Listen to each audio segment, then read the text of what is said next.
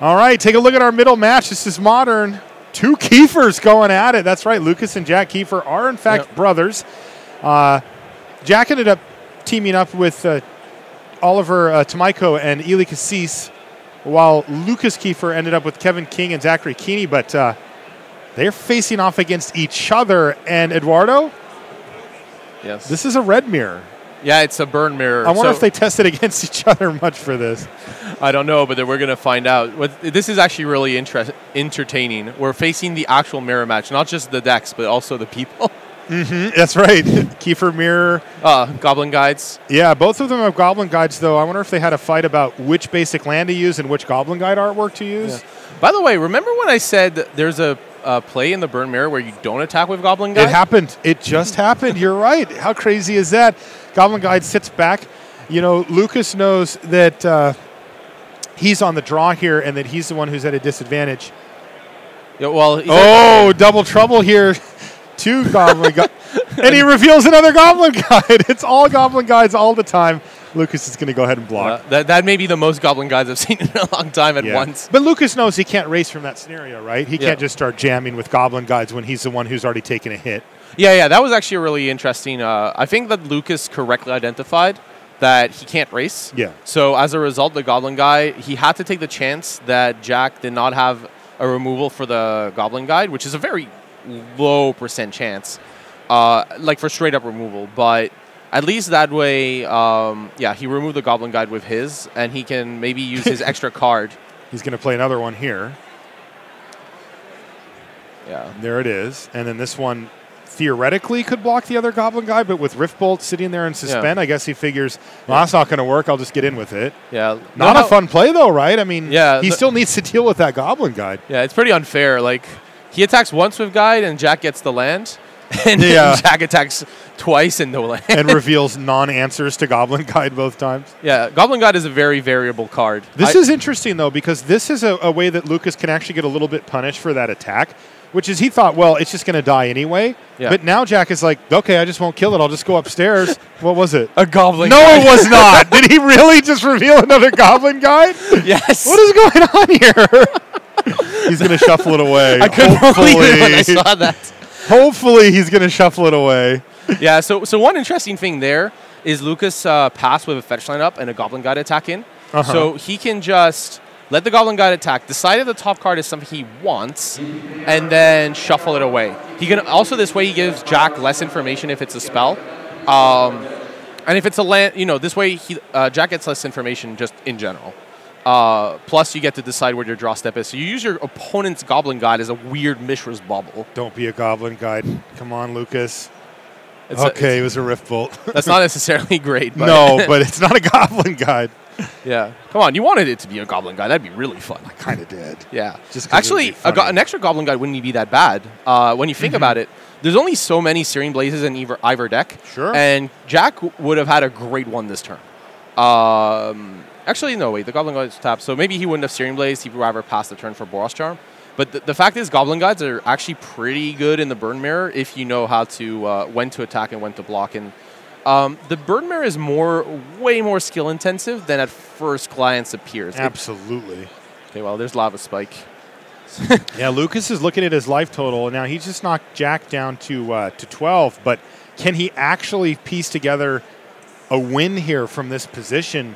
He's not that far behind. And right as I say that, there goes Boros Charm. That was what? Lava Spike on top? So and it's Lava Spike on top, as long as Jack has any burn spell in his deck, right? Any in his hand. There's Lava Spike on top and in hand. That we're done. But basically, I'm saying any in his list. Yeah. Yeah, but here the ones in his deck he can't cast because you're not allowed to do that in Magic. That is fair. Yeah, there is one looming. Yeah, fair enough. But yeah, that Eidolon of the Great Revel would be better if Jack was at a lower life total. Right. So like Eidolon in the Mirror is also one of these interesting cards. It's really only good if you are ahead. So it's usually not the best. It's pretty bad on the draw, but it's okay on the play. It can block a Goblin Guide, which is relevant. But yeah, Lucas is at 6. Yeah, we got that updated. Might as well attack. There we go. Yeah, there's your consolation prize. Yeah. A land on your way out, Lucas Kiefer. And yeah, he's just going to go ahead and trade Yeah, then but now we're going to see Skull Crack, which is going to seal the deal in conjunction with the Lava Spike. And a predictably quick but still effective game one there for Jack Kiefer. And I can't – it's kind of weird, Eduardo, but look at that. Kevin King, he somehow beat these two into winning his first game over Kiihne-Kiefer-Kassis, and he's already up a game as well. Oh, wow. And considering – well, what probably happened in that Legacy game, I'm going to speculate, was a 2020. Oh, like a flying indestructible 2020? Yes, because Kevin King is on lands, and if the game ended that quickly, there's a high chance that he had the combo of Dark Depths and Thespian Stage. That would be the most likely reason that he would have won that fast, since nothing else in his deck would win that fast. Punishing Fire is probably one of the slowest kill conditions ever engineered with Grove of the Burn Willows. Yeah, so yeah, like, I don't know if you've ever how many matches you've seen with Grove of the Burn Willows and Punishing Fire, but I did. I remember when that was a very popular combo. Yeah, so basically you have to make them gain 1 life and then you deal them 2. So was it in Modern? Yes, it was. That's when it was a thing, right? Yeah, it was in every like blue-red kind of control deck, like Splinter Twin. But I remember that. Let's. Boy, let's gear things down a little here, Eduardo, because we're in Standard. No 2020s on turn 1 or 2. Here we've got Harness Lightning taking down an Earthshaker Kenra. Might I say I'm disappointed there's no 2020s on turn 2? I'm a little bummed. It's fine. I want to see how Ramanov Red deals with that. Make a 2020. Okay, you take one from my from my dinosaur here. Yeah. So right here, this matchup is normally in the Temur Energy's favor, but Oliver managed to win game 1. Again, this is Standard, so like unlike the Legacy and Modern games you're going to see a lot of, the matchups don't tend to be that lopsided. Like when people say that a matchup is favorable in Standard, they mean like. Yeah. I have an edge. Yeah. And the edge is not that large. 58% or something, 60%. Right. Yeah. Like, and even if that. Yeah. While in Modern and Legacy, you know, the powerful, the fact that certain cards interact on many different axes, and if you're not interacting on the same axis as your opponent, it comes down to speed. And if you can't catch up, it's just over. So there's a lot of matchups that can be lopsided, some sideboard cards that are extraordinarily powerful. While in Standard, it's really one of microplays. It's one where you get those small edges, right? Like Rogue Refiner drawing a card, getting 2 energy. Like that's how you pull ahead. That's right. Yeah. Interestingly, here the Ferocidon. If Zach doesn't, normally it's a pretty good threat, and it's very important against the Whirler Virtuoso, which is the card that the red deck would be the most worried about. But yeah, the fact that it can be killed by a Braid and Harnessed Lightning makes it very vulnerable. Since you're trading free mana for 2. Zachary Keeney, by the way, with the 1-2 punch here, goes for Magma Spray to take down the Courier. Yeah. I think that's something people don't do enough is kill Bomat Courier. Because that's how like the red decks often come back. They just turn Bomat Courier into a Sphinx's Revelation. Mm-hmm. So yeah. And Oliver is shock loaded. He still has 2 in hand, which is not very good against this Whirler Virtuoso. So yeah. So here, Zach has the Whirler Virtuoso versus 2 Shocks and a Scorching Desert, and is at a healthy 19. So I would say Zach is extremely favored here. Assuming he has like anything in hand, he's even more. But like right now with the board as it stands, he's ahead. He does only have like Hour of Devastation and a land, so he's not actually. So Oliver could come back. But he's going to need to find some of his high punching stuff. Well, there's an Earthshaker Kenra. That's already high punching. Okay. That's why he didn't sacrifice his Sun Scorching Desert at end of turn. He didn't miss. He needed the land to get this back. And interestingly, Zach doesn't really have... I mean, he can deal with it with tokens and buy time, but Oliver drew a land, by the way, this turn. But if Oliver was to draw a big threat, the combination of Earthshaker and that big threat might be enough. Even just to put a race to him? Yeah, just a Hazard on defense would be good. It looks bad technically to have a Hazard on defense, but it's an indestructible creature. It's incredibly difficult to get through. Yeah. Another Sunscorched Desert there for Oliver Tomajko. He's picked up 3 of those now, so a little bit of incidental damage, plus he still has the 4/4. Yeah, so at the ready. So right. The fact that Zach is at 13 is going to make that harder. If Zach was like at say 7 or 8, then these Sunscorched Deserts and Ruins would be great. But yeah, like there we go. Ooh, here we go. Yeah. The problem is these flyers are actually a problem. I'm not going to be surprised if we just see Shock clear out the last Fopter. Yeah, he actually went upstairs with it. Now, this one he could kill. He could trade Shock in to kill a Thopter and get in for 5 damage, but it looks like Oliver just let him do that. That's actually kind of strange. I found that a little weird, too. Let's see. What was Zach at? He goes to 7. I'm actually pretty surprised that Oliver didn't Shock here. Wow, and look at that. Hour of Devastation now from Zachary Keeney, wiping the board. One of the few answers for Hazaret. Yeah. Yeah, because, like, with the lands, Oliver putting Zach to, well, 2 would actually have been really powerful. Yeah. Open up his Ramonop Ruins for the win. Yeah, so actually top decking that Hazaret, and because Zach was being very aggressive, I think correctly for what it's worth, meant that, Oliver was going to be behind. But now Oliver is just but he would have him dead. Yes, that's true. And now he's going to have to start chucking lands at him. But unfortunately for Oliver, it's too late because Bristling Hydra, plenty enough of a clock to finish him off. Yeah. Wow, he may have let one slip away there. I think so. Like Oliver was at 4, by the way. There, the life total wasn't updated there. Right. But so that explains why he conceded to Hydra. But yeah, like there, he could have shocked the 1 token. It would have put Zach down to he was at 9, so 4, and then 2 turns, and that was it. Yeah. Ooh. Yeah. Now we need to go back up into high gear here, Eduardo. Yes. Power up. How this goes. That's right. This could happen very, very quickly here. Right, so the matchup you're seeing here is going to be lands versus I believe Grixis Delver, right? And I think we've seen this before. The Cabal Therapies in the board, which he would not have brought in. But so the post board plans here are. He just resolved Gamble, I think, by the way, Eduardo. Yeah, Gamble. I saw them roll a die. Gamble. So Gamble in this deck is incredible because your cards you want to have either come back from your graveyard, so Punishing Fire, or you have Life from the Loam. Okay. So the discard part. By the way, here's your combo. You mentioned it a few minutes ago. There's a Grove of the Burnwills. There's a Punishing Fire, and there's two toughness or less creatures on the other side of the battlefield. I like where Kevin's sitting here. Yeah. So Kevin, does he have enough time? It looks like it. So Kevin will probably only be able to get. Did he just cast the Punishing Fire here? He did put it on the stack, and then Ely went and searched up for something because he needs to get that Deathrite Shaman out of here, right? Yeah. So look at this. Here's the window. Yeah, Eli was like, I need to get rid of at least one of these Punishing Fires.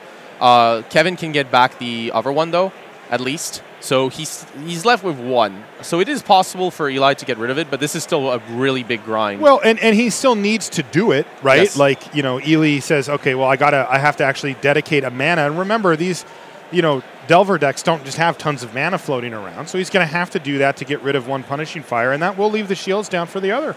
Yeah, this is actually, Punishing Fire is incredibly good. He only has 2 anglers that can really survive it. So, like, Punishing Fire is just very close to terminate with buyback red, which is not very fun to face. Kevin's plan post-board, because Eli has access to 4 Wasteland and a clock, is not going to be to make a quick 20-20. That'll happen eventually. That's just state of affairs. He will eventually get there.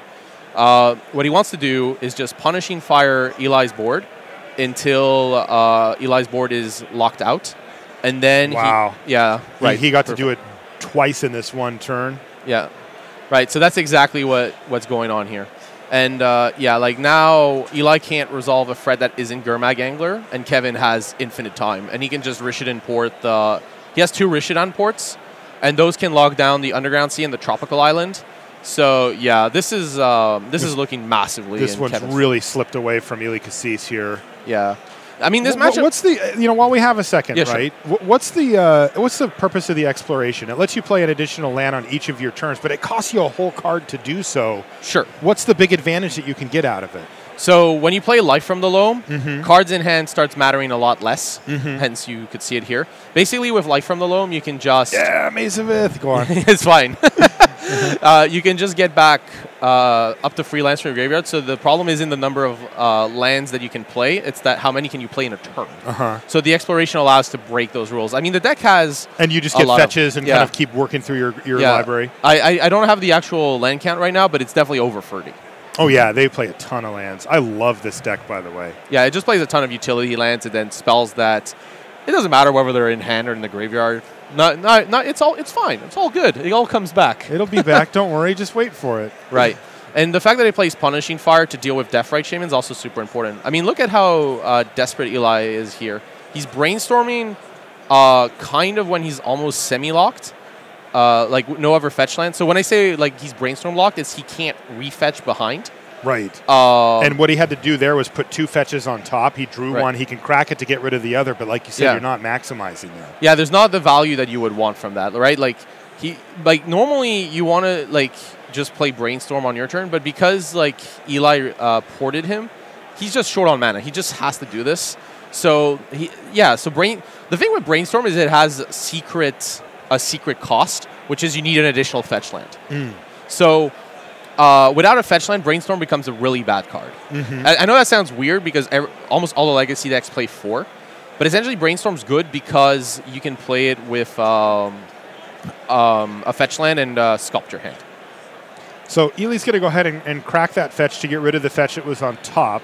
Then he's going to play himself a Gitaxian Probe, and he sees the bad news, though he already knew it, which was Life from the Loam and Punishing Fire. Yeah. The bad news. Keeney's just going, or excuse me, King's just going off now. Oh yeah, the Cycling Land. That's a beautiful dredge. Oh, it's such a nice one. It dredges. You get cards. You get more in your yard. You just can really completely go off. Yeah. So while we watch Kevin do his thing here, because you're going to see a lot of this. You're going to see port on upkeep, Eli not being able to do much, the turn passing. So you're going to see a lot of those. One important thing with Life from the One in the Cycling Lands is if Eli had a Death Right Shaman, Kevin at any time could save his Life from the Loam by cycling his land. So if like Eli went, I want to speed. Yeah, I want to exile a Life from the Loam. You can cycle in response and get the Life from the Loam back. It is possible to break the loop eventually, but the time you get plus your Punishing Fire is probably saving you. But yeah, you're going to see a lot of, like, I'm going to double check Eli's sideboard. I want to see what Hope is. Oh, Price of Progress. There we go. There is one. Now he will need multiples though, right? No, the Price of Progress is good game. 6, 7. Oh my gosh, it's a good game on the spot. I like how we just look at the sideboard like, wait, Price of Progress. Okay, we're done. Hey, it's Price of Progress, and that's good game. And you know what that means, Eduardo? This is pretty cool. Look at our game 1s. All coming down all to the wire. All on one side, all on the other. We're all going to go to game 3s. Yeah. And that's just, of course, exactly how we drew it up. And let's go back to the brother fight here in the middle. The Kiefer battle. Jack Kiefer versus Lucas Kiefer. Yeah. Jack getting revenge. Yeah. And now they're going to go to game number 3. Or I should say Lucas getting revenge. He's actually the one who lost game number 1. And now we're going to go to 3. Lucas is going to try to get revenge, but this seems kind of hope. Oh my God! Like this is awful. That turn was Searing Blaze your blocker into attack you for 4. Yeah, miss your land drops. Wow, they're gonna have a fight when they get back home. Hey, he hit it. At least he hit his lands. There is a ray of hope. Oh, there's another land. You know when you are land, like you have trouble with mana and then your mana flooded. That's always fun. That's happened to me before. That's. Would you go from being mana screwed to mana flooded in 1 turn? It's fine. It happens. Yeah. Oh, there we go. Lightning Helix. Lightning Helix is basically this matchup's divination. Yeah? It's 2 cards. Yeah, it's a 2-for-1. Yeah, it's basically a Lightning Bolt with counterspell. And then Skullcrack is a counterspell. Here we go again. Goblin Guides revealing other Goblin Guides. Yeah, and actually, Jack... Like it is much better in this matchup to be short landed than flooded. And you're going to see why here. Jack has an other land in hand. So he's actually out of gas at this point? Yeah. So yeah, it depends. But I'm really surprised that Lucas still has Eidolon post sideboard. He's on the draw as well, so it's most likely. So it's actually a really surprising choice. I'm surprised to see that as well. It is a creature. It does block, but it's much better when you are ahead. We're going to see 2 blockers left back here, a Goblin Guide and a Monastery Swift Spear. Yeah, that's well. If he has a Lightning Bolt, yes. But I would probably just attack here, at least with one of them, and then just attempt to trade off for the Goblin Guide. Yeah, because like the thing is, if you keep the Swift Spear back, like if you could bolt your opponent in the head. But yeah, if you're going to suspend Rift Bolt, this is better. So like now, Jack has to decide. Well, do I want to like kill the Goblin Guide and deal 2 damage, or deal 3 to the head? Because Lucas is at 8, and the way the math in this deck works, putting Lucas to 6 is probably just as good as 5. So I guess my guess is he's probably going to target the Goblin Guide. Putting him as 6 and 5 if it's very similar, and remember that lets you keep the Goblin Guide around, right? Like not only this turn, but potentially going in the future. He didn't do that though. Yeah, he went for the head, but there's no burn spell that really deals 5. 4 is the maximum in Boros Charm, so I'm actually surprised by the decision. Well, also though, but look, Lucas doesn't have a block. I mean, his best block is a trade at this point, right? Yeah, but that's fine. Like, I mean, you have to, like, Jack is at 18, so he does have time. Are there any spells in Jack's deck that only do 2? Besides Goblin Guide. Well, Grim Lavamancer probably wouldn't stay because of what people are boarding in, but most spells deal 3 apart from the creatures. I'm kind of with you then. I think killing the Goblin Guide makes more sense at that point. Yeah. And now Lucas actually gets to kill the opposing Goblin Guide because Jack didn't even attack. Yeah. Huh. So yeah, this is kind of a weird situation because now Lucas's Goblin Guide is dealing damage, and that's not the spot where you want to be in. However, that Scalding Tarn is interesting. That might have been Jack's plan. Jack's plan might have been, because my opponent has Scalding Tarn and probably wants to kill it, he can't sacrifice it in case I draw Boros Charm. I see. But like because he attacks with Goblin Guides, gets the information, there's a lava spike on top. Yeah, he might as well like. Now that's not lethal though, right? Yeah. Lucas is down to 3. Surprised Lucas didn't sacrifice the fetch land. There's no difference between 2 and 1, and yeah. Did Lucas just find the win there? Yeah, he just went Bolt, Skullcrack and then attacks? Yeah, Jack. Wow, he really stole that one from him. No, that was a really big steal. That was actually holy smokes. Like Lucas, this is actually pretty impressive. Lucas missed his first land drop, and then he managed to snowball back because Jack flooded. It was pretty good. Great stuff. All right, well, we're just about ready for more live magic here. We've got a short commercial break. When we come back, we'll have more here from GP Santa Clara. See you in a minute.